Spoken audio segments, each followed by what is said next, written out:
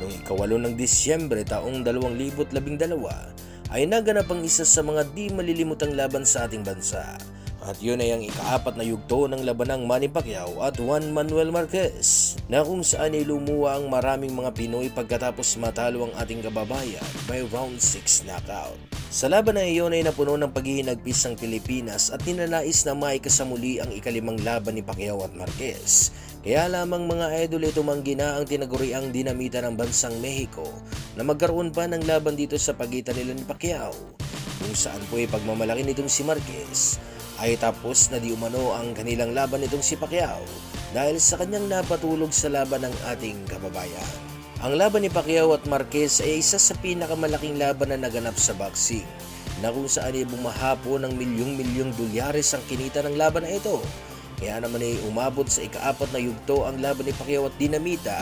Ito po'y dahil sa maraming gustong maglabas ng pagkalaki-laking halaga, masaksihan lamang na magtuos muli ang dalawang magiting naman na laban na ito. At nung itong si Manny Pacquiao ay muling gumawa ng ingay sa boxing, na kung saan po ay humigit kalahating bilyon ang kinita ni Pacquiao sa 9 na minuto na paglaban nito sa Hapon na si Rukia Anpo, ay muli pong gumawa ng ingay ang pangalan nitong si Pacquiao, na kung saan ay isa sa mga sumabay sa ingay na nagawa ni Pacquiao ay ito pong kanyang tinuturing na karibal sa boxing na si Juan Manuel Marquez.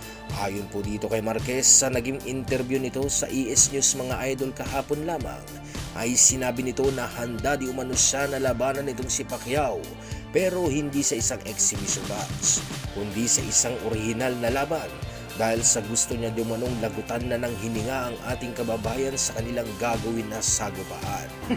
Tell me, if Manny Pacquiao wants to fight in exhibition with me, will be exhibition? Let's go. Will be exhibition? I ask you. Yeah, that will be exhibition now. No. We going to the ring to kill. I want to kill him if he wants to kill me. Mukhang malalim-lalim pa rin po ang galit na kinimkim nitong si Marquez mga idol, at hindi pa rin makalimot sa mga laban na nagawa nila ni Pacquiao. Ito po'y dahil sa naniniwala po kasi itong si Marquez na sa lahat ng laban nila na ginawa nitong si Pacquiao ay siya di umano ang tunay at totoong nanalo sa kanilang laban.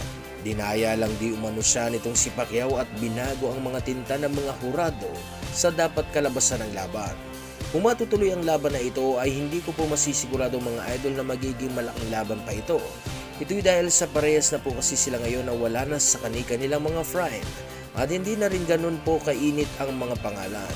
Pero alam naman natin mga idol na kasasabikan pa rin ang magiging laban na ito, dahil sa pagkalipas ng 12 taon ay mukhang muling mabubuhay ang usapin sa pagitan ng laban ng Juan Manuel Marquez at Manny Pacquiao.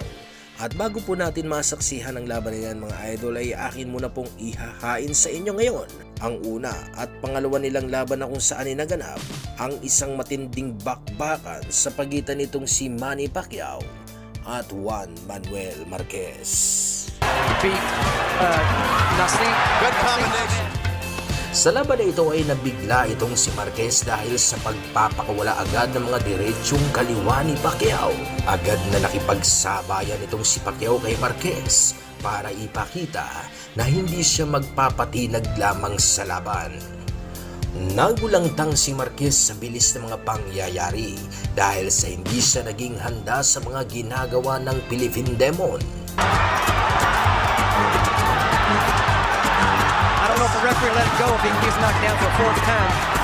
Pagsapit ng round 2 ay nagbago agad ang tensyon ng laban dahil sa nagising na itong si Marquez at nakakakuha na ng ilang mga malilinis na patama na dahilan para makahabol siya sa scorecards. But he doesn't have a broken will yet. Naging mas mahirap na para kay Pacquiao ang mga sumunod na rounds dahil sa naging epektibo na ang style ni Marquez, na sa tuwing papasok ang diretsong kaliwa ni Pacquiao ay agad siyang bibirada ng ilang counter patungo sa katawan ni Pacquiao, na naging dahilan para lubos na mahirapan at hindi makapagpatama ng maayos itong ating kababayan. 3 times in the first round, he's still with us. hand right here, too. This is a very... Oh, good right hand from Marquez. Good right hand from Marquez. At dahil nga sa may katapangan din itong si Marquez na nagawang salubungin ang mga suntok ni Pacquiao, ay kaya naman unti-unti nang nakakabawi si Marquez na dumating pa nga sa punto na mas malinis pa ang kanyang mga napapatama na dahilan para ang mga boxing fans na nanonood ng laban ay hindi na magkaumayaw sa sobrang ganda ng laban. Marquez does not seem frustrated by Pacquiao, and Marquez counters it. Combination back to Pacquiao up. Best in the world. You have to double up on the jab and throw that left. But he hasn't thrown anything. Ang laban ay mas kuminit pa ng husto kaya naman pati mga hurado ay hindi na malaman-laman kung sino nga ba dapat ang panigan dahil sa bawat round na lumilipas ay masyado ng dikit ang mga naipapatamang suntok nitong dalawang boksingero. Pacquiao's corner does not want him to be. Good right hand, excuse me. Marquez now. Very tough to beat. Oh, man, right in, backs you up. Combination. Marquez wins. Maybe he's the guy to fight Morales, but right now... He scored that first round with 3 knockdowns, and that's it. Both fighters, hands in the air. Pacquiao. Nagtapos ang laban na kung saan ay walang nanalo sa laban dahil sa draw ang kinalabasan ng laban. Kaya naman maraming mga boxing fans na gustong makita na maglaban muli ang dalawa. 13, a 3-way split. The bout is a draw.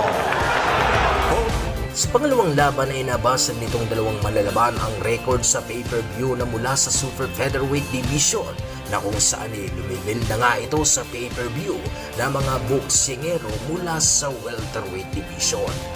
But Marquez is leaving himself straight in there, try and run Pacquiao into them. Oh, got him right on the belt. His jab, there's that right hand through the middle. Let's pull him to one side. This carries on much longer. At katulad na nangyari sa kanilang naging unang laban ay buong round ho talaga na suntukan at gera na umuulan ng mga naglalakas ang suntok para puruhan ang bawat isa.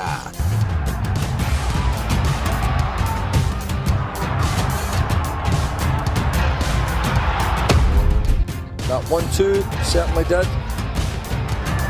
Good cross there from Pacquiao.